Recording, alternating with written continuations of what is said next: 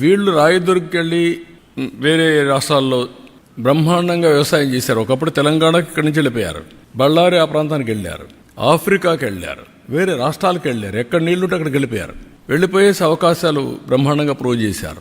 ఇప్పుడు హార్టికల్చర్ కానీ, అక్వాకల్చర్ కానీ, స్పైసెస్ కానీ we are number 1.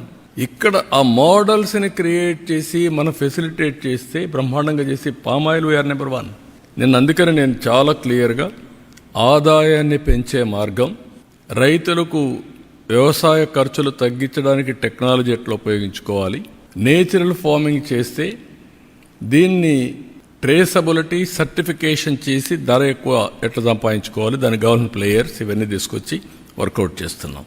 It will take some time, but that is a revolution అవుతుంది. For the last 10 years 8.8% growth వచ్చిన ఏకైక రాష్ట్రం ఆంధ్రప్రదేశ్.